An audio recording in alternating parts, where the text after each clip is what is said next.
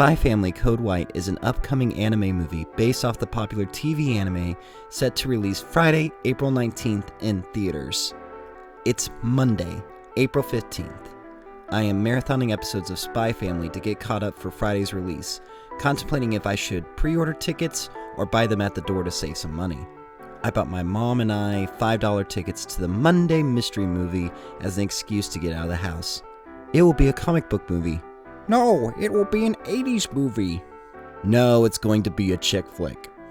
The trailer plays, the screen goes black, and then...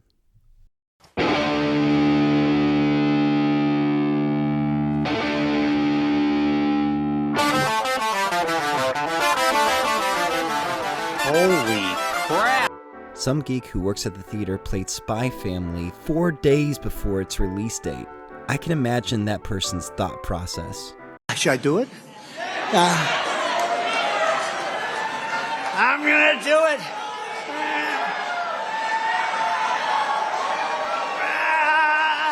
But like an angel descending down from heaven, I realized I haven't signed an NDA. I'm too small for early press releases. I can actually review this movie before the movie comes out. First off, I want to say this will be a spoiler-free review, and I'm only using clips from the trailers. Secondly, I am a nerd. Check my ID. So I will strive to be unbiased, but I am clearly biased. So keep that in mind when you're watching this review. So, minutes into the film, I realized there's absolutely no need to have watched the anime series to enjoy this film. I personally thought that the series would be a bit too complex to explain to someone who hasn't watched it, but the narrator proved me wrong by saying the dad's a spy, the mom's an assassin, the girl's a telepath, the dog sees the future, and they can't let each other know or the mission will fail and the relationship will end. And you know, I have to admit, that's all you really need to know to understand Spy Family. There's not even little call-outs for those who have watched the show.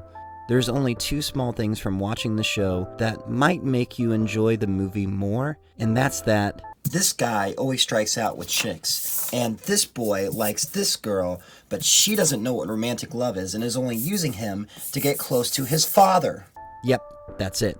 That's all the additional insight you'll need to enjoy this movie fully.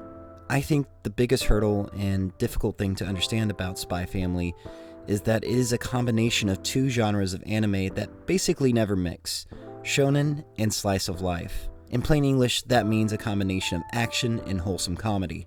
I noticed in the film, about 10 to 20 minutes in, when the plot switches from action to pure wholesomeness, about half the audience walked out, as the mystery movie was not what they wanted it to be.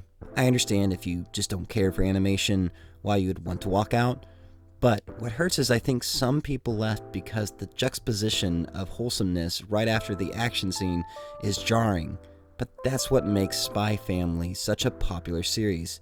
It's how it ultimately interweaves and pulls these two things off. I feel like this is a hurdle any newcomer to the series has to struggle with. Are you going to give the series a shot when it first hits you with its contrasting themes? I can scream at you all day that you absolutely should, but I believe that's really up for you to decide. I also believe you don't have to drive to a theater and pay for a ticket to make that decision. I recommend just watching an episode online and seeing if that dynamic clicks with you.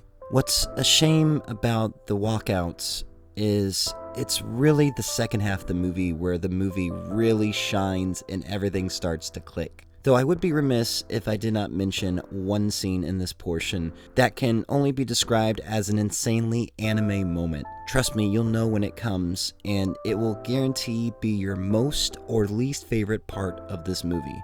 I laughed my butt off because after this scene, the movie made a reference to it, and my mom said, "That's taking it too far." Like the Family Guy cutaway gag wasn't too far, but this tiny reference was too far? Despite my thorough enjoyment throughout the entirety of the film, I have to admit this movie was designed to be an edgy cartoon for 10-year-olds. It says the word twice, in the film, and they really build up to it like it's the funniest thing ever.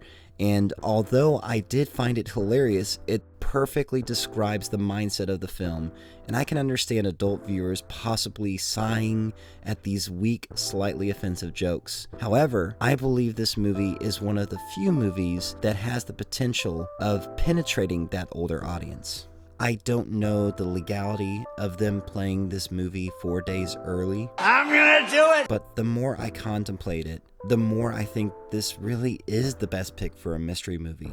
It's an anime movie that firmly stands out on its own with engaging action, but with several family moments that anyone can relate to. I was very surprised to see the old couple in the handicap section stay to the end of the film. But in a sense, I'm not, because this is one of the few anime series to transcend that young adult demographic, and the only anime movie I could recommend taking anyone in your family to see, even your mom.